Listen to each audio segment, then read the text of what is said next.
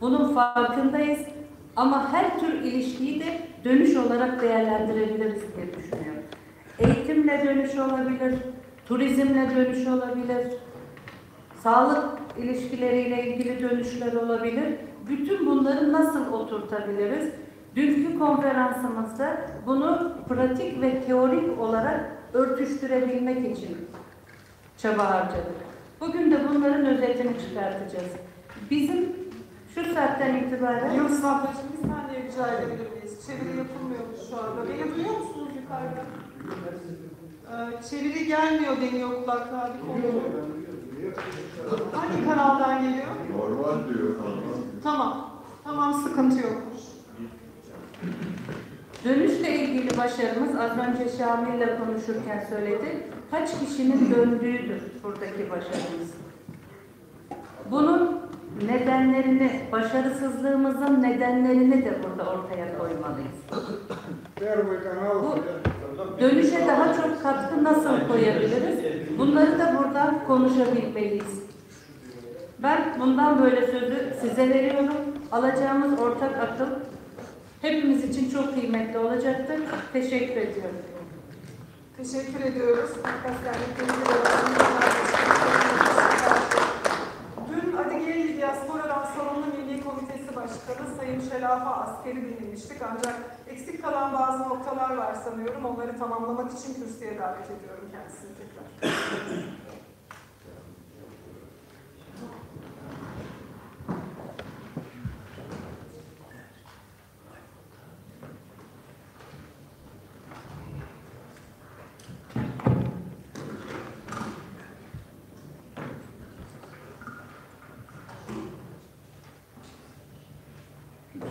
Zачерни, като преглавахам, това са за държавни спор, ние пътък подзежме за колояуза хазахожина своя програма в Русия мра, а для республика мра, разразежен официално хачам, с тирушано, съждана, так и каузите за ходен. И данък нахце гургунен тача на с федерация ясно с университета Сриджу на Абхазия, Аргуро, модернизацию есть за измена, за гургунча сесита, уношима. Așa observ.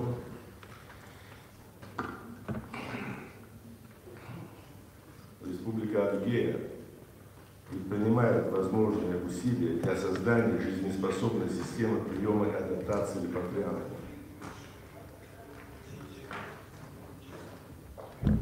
Эта работа скоординирована в едином государственном органе исполнительной власти республиканского уровня. Это Комитет Республики Адыгея по делам национальностей, связи с соотечественниками и средства массовой информации, который принял в полном объеме полномочия в области связи с соотечественниками и поддержки репатриантов.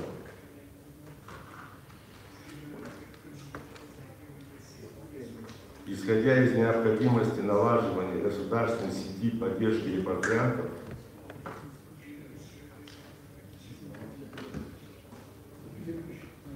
было образовано государственное учреждение Центр адаптации репатриантов подведомственное комитету. В центре оказывают услуги по подготовке документов по регистрации вида на жительство, на замену паспорта, на временную регистрацию, оказывается помощь в решении вопросов медицинского, пенсионного обеспечения, назначение социальных выплат.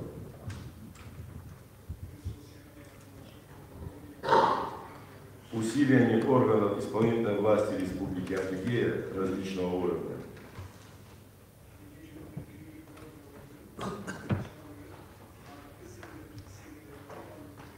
Общественных организаций Адыгеи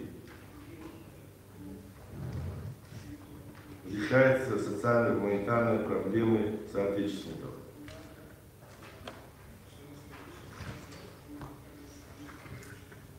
Говоря сегодня о взаимодействии с адыгской диаспорой,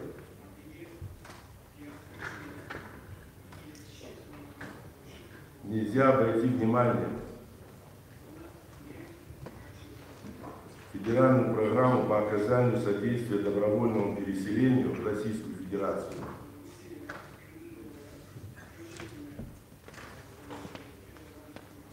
Соотечественников, проживающих за рубежом.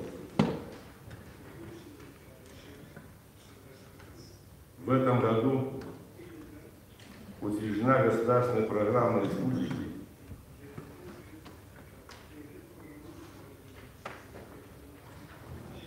оказание содействия добровольному переселению в Республику Адыгея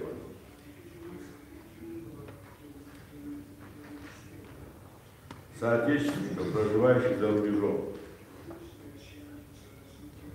на 2019-2021 годы.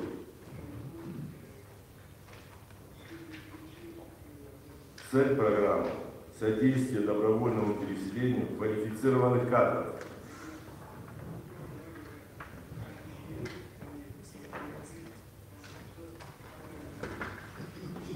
Я почему подчеркиваю квалифицированных кадров?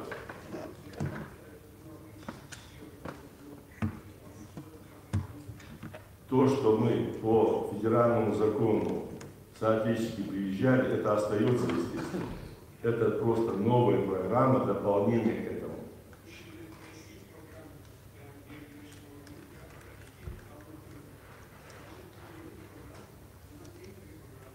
Из числа соотечественников, проживающих за рубежом,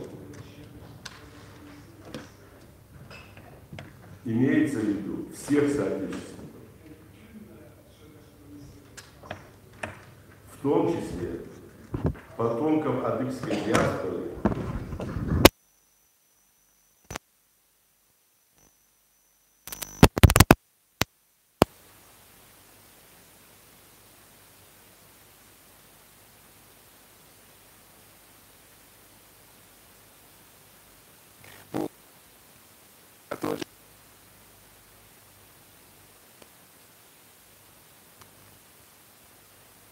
hani bunlar birkaç tane esas şunlardır.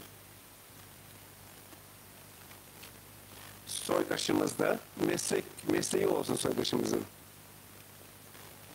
Yani bu meslek de yani ülkemizde seninle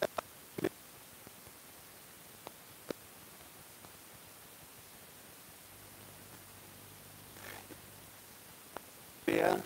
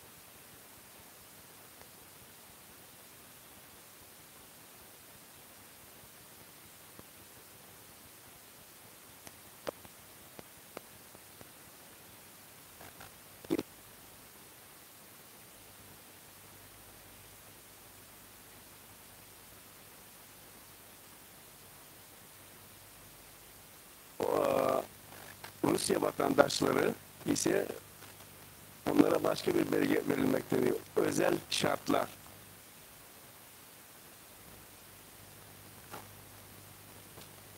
Yani bizim çalışma piyasasında aranan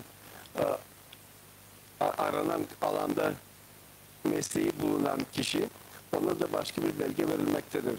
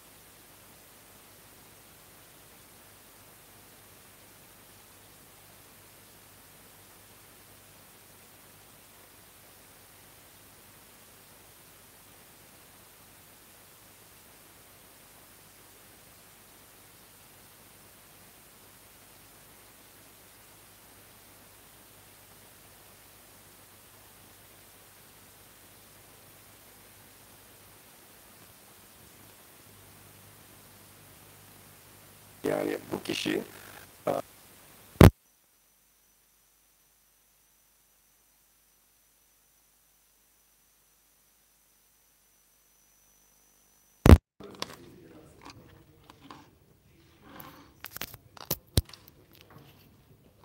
финансирует, планирует террористические, экстремистские акты, оказывает содействие в совершении таких актов или совершает их, а ровно иными действиями поддерживает террористическую экстремистскую деятельность. В течение 5 лет, предшествующих дню подачи заявления об участии в государственной программе, подвергался административному выдворению за пределы Российской Федерации. То есть он раньше приезжал, а его выдворили из Российской Федерации.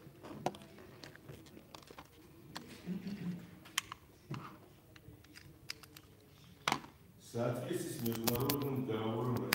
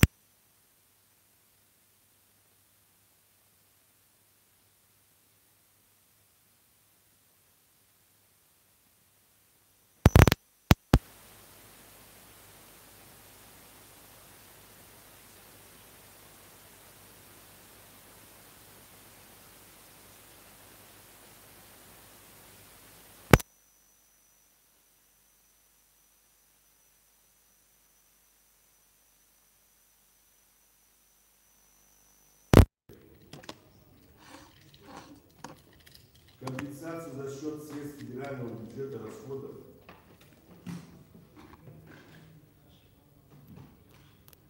на переезд к будущему месту проживания, включая оплату проезда и провоз личных вещей. Компенсация за счет средств федерального бюджета расходов на уплату государственной пошлины за оформление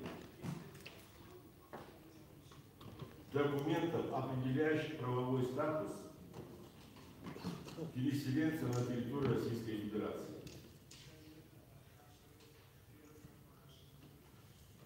Единовременное пособие за счет средств федерального бюджета на обустройство.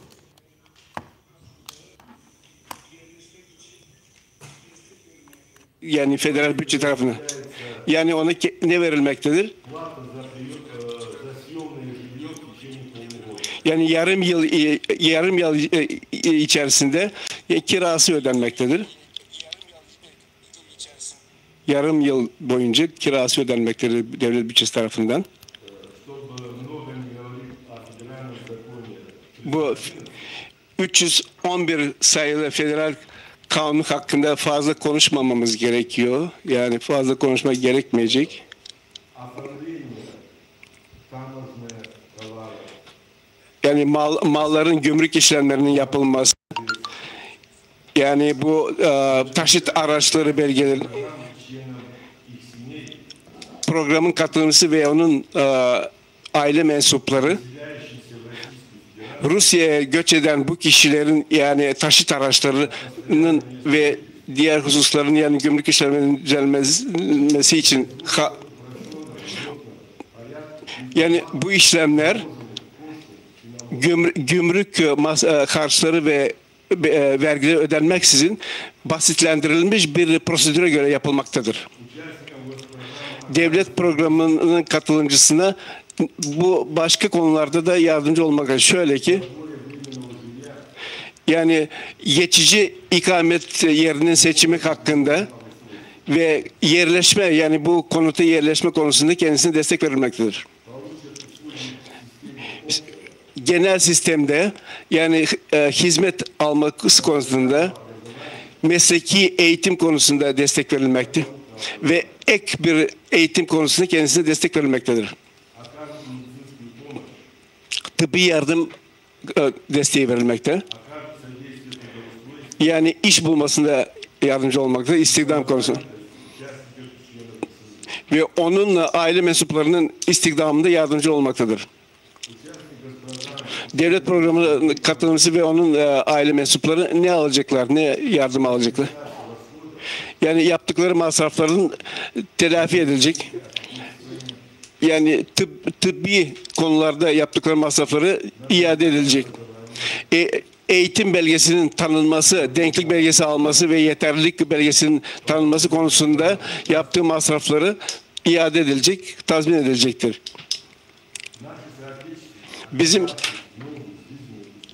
yeni yaşam şartlarında kendini bulan bizim soydaşlarımız yani sosyal ve hukuki yerleşimi, adaptasyonu konusunda bir takım zorluklarla karşılaşıyor ve onlara hukuki yardım yapılması gerekiyor. Bu da genel adaptasyonları konusunda çok özel bir konudur. Yani önemli. Ve bu şekilde onların hazırlığı temin edilmekte ve kendileri bu problemlerin çözümlerine yardımcı olmaktadır. Ve yerleşmeleri konularında kendilerine bu şekilde yardımcı olmaktadır. Yani böyle hukuki yardım konusunda. Yani Adige'nin geri dönüşlerinin birçoğunda sosyal adaptasyon konusunda yardımcı olmaktadır bu şekilde. Bu neyle başlamaktadır? Dil bariyerinin aşılmasıyla başlanmaktadır. Ve Rusya vatandaşlığı alınması konusunda bu komplike işlemlerin yapılması ve mevzuatın farklı konularıyla ilgili yine yardımcı olmaktadır. Bu problemler bizim soydaşlarımız için günceldir ve güncel kalmaktadır. Bu yıl kabul edilen ve gelecek ay uygulanmaya konulacak programın bizim soydaşlarımıza yardımcı olana ümit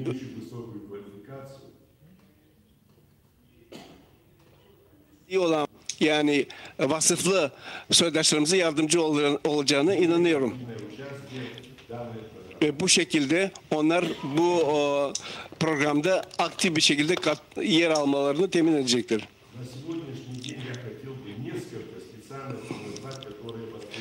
Yani aranan birkaç mesleği belirtmek istiyorum burada.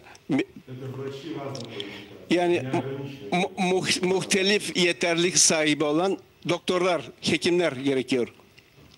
архитекторы, Mimarlar, специалисты по маркетингу, bu pazarlama uzmanları, специалисты по реабилитации работ социальных сфер, yani sosyal alanda rehabilitasyon uzmanları, преподаватели средних lise öğretmenleri, mesleki lise öğretmenleri образовательных учреждений, ve как математики, преподаватели, matematisyenler, öğretmenler, yani okullarda çalışabilecek öğretmenler gerekir, matematik ve diğer müzik okullarında öğretmenlik yapacak kişiler. программа очень большая, Bu program çok geniştir, büyüktür. вот в таком мелком шрифте напечатано, невозможно все поднести. Ya ben size her şeyi anlatamam ama bir küçük bir şrift olarak yazılmış önümde. Her şeyi anlatmak mümkün değil. Широкую памятку составить, Yani она получилась 19 страниц. yani ben onu bir yani özetini yapmak istedim. 19 sayfa çıktı diyor yalnız özeti. Yani çok kapsamlı bir program bu yani. Такая же программа сегодня находится в Российской Федерации. Bu tür bir program Rusya Federasyonu'nda mevcuttur. На Балкане.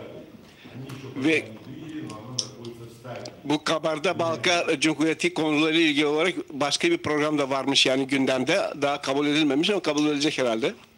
По моим данным, Benim bilgilerime göre yani bu Çerkes Cumhuriyeti ile ilgili bir program da kabul edilecek benim bilgilerime göre. спасибо за внимание. Что всё. Çok teşekkür ederim beni dinlediğinizden dolayı. Çok teşekkür ederim. Сейчас у меня футбол бежал, Москва шарила зажег, как стояла, широки копал. Очень выразительный язык, но должен научить его, и мы, надеемся, научим. И восточный все вырезали, как Kafkasский язык. Yalnız sizler şartmış atmışlar sağ ol ya sağ ol. Bizde sevmiş sınavını programlar açlar alıyor. Çok güzel bir dil yani.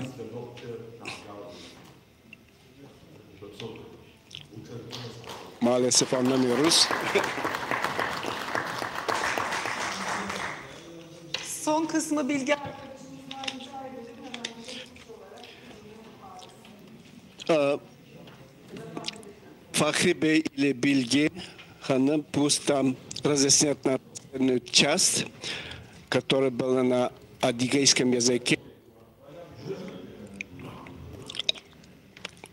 Değerli arkadaşlar, Уважаемые anlattığı konu aslında друзья, yanlış hatırlamıyorsam я, если не помню там неправильно, yayınladığı это, bir başkanlık kararnamesinin это, gerekli uygulamasına ilişkindir. это в связи с 2013 yılında Putin, dün de birazcık bahsetmiştim, diasporik ülkedaş diyebiliriz Türkçe ona. Saatecestemlik diyorlar Rusça'da. Geçmişte Rusya vatandaşı olma hakkını kazanmış olup da bir biçimde diasporada kalan insanlardan kendi istekleriyle ana vatana dönmek isteyenlere devletin nasıl yardım edebileceğine ilişkin esasları içeren bir kararname bu. Maalesef 2013'ten 2015'e kadar hiç bundan kimsenin haberi olmadı, gündeme de getirilmedi. Ancak geçtiğimiz DCD Genel Kurulu'nda bir kitapçık olarak dağıtıldı bu. Rusçası, İngilizcesi ve Türkçesi var bu kitapçıkta. O kitapçığı kimisi İngilizcesini, kimisi Türkçesini çok iyi okuyup anlamalı. Sonra buradaki elçilik yetkilileriyle, konsolosluk yetkilileriyle o konuyu müzakere etmeli. Neleri nasıl yapmamız gerektiğini iyice anlamalıyız. Bu program çerçevesinde ana yolda dönüş yapmak istersek eğer, devletin yapabileceği bazı önemli katkılar ve yardımlar var. Buradan yol parası dahil, yol boyunca başımıza gelebilecek sıkıntıların aşılması dahil, oradaki yerleşim işlerinin, vatandaşlık işlerinin kolaylaştırılması, hızlandırılması dahil birçok yardımı içeriyor. Ancak bu her yere mümkün değil. Hangi bölgelere ne kadar vatandaşın yerleştirilebileceği de öngörülüyor. Bunun için yerel yönetimlerimizin kendilerine özgü program yapmaları lazım. Adliye Cumhuriyeti bunu yapmış. İşte biraz evvel konumuzun anlattığı bu. Ama diğer cumhuriyetlerimiz bunu yapmadılar. Zaten diğer cumhuriyetlerimiz belki bu kapsamda da yer almıyorlar. Mesela Haberli Balkan Cumhuriyeti'ne bu şekilde toplu göç söz konusu değil. O programın içinde yer almıyor. Nerede nüfusa ihtiyaç varsa oraları öne çıkarmış program. Mesela Stavropolski Kray'a Türkiye'den onlarca köy kurabilecek kadar insan taşıyabiliriz bu program çerçevesinde. Stavropolski Kray ve benzeri başka bazı bölgeler bu programın kapsamı içerisinde. Stavropolski Kray biliyorsunuz bizim eski Atayurdumuz aslında. Şu anda Çerkes nüfusu pek yoğun olmasa bile Karaçay-Çerkes Cumhuriyeti ile Karadeniz Balkan Cumhuriyeti arasında bir ev sayılabilir. Hatta tarihe kadar da uzanıyor. Geniş bir coğrafya. O coğrafyaya bizim onlarca köy kurmamız mümkün bu kararnameye göre. Elbette kolay bir şey değil. Elbette bir sürü formalitesi var. Elbette kalifiye elemanlara öncelik veriyor. Sıradan insanları almak istemiyor. Oranın ekonomisine, kültürüne, sanatına katkıda bulunabilecek insanları istiyor doğal olarak. Bunda yadırgamamak lazım. Elbette diğerlerinin de biz almasını isteriz ama sonuçta aile içerisinden bir kişinin, hiç olmasa bir kişinin o ölçülere uygun olması lazım. O takdirde eşi, çocukları, annesi, babası da dahil olmak üzere o şartlara uyan kişi sayesinde koca bir aileyi oraya transfer etmek mümkün. Yeter ki niyet olsun, irade olsun, bu yola girmeye karar verelim. İşte konumuzun anlattığı, Adliye Cumhuriyeti de dahil değildi buna ama özel çabalarıyla kendileri dahil ettirdiler. Bizim diasporada çok nüfusumuz var, akrabalık ilişkilerimiz var, bölünmüş ailelerimiz var. Onları bir şekilde buraya transfer etmemiz gerekiyor. Tezinden hareketle muhtemelen etkili girişimlerde bulundular ve nihayet kabul ettirdiler. O çerçevede de bu programı hazırladılar. Ama programın özü 2013 yılında yayınlanan Rusya Federasyonu'nun diasporik ülkedaşların gönüllü olarak ana yurda dönüşlerine ilişkin Cumhurbaşkanlığı kararnamesidir. Kararname broşür olarak federasyonumuzda DÇP delegelerinde var. Ama bunu bir an önce oturup hukukçulardan daha çok oluşan bir heyete inceletip sonra elçilikle, konsolosluk yetkilileriyle görüşmek lazım. Evet, teşekkür ederim.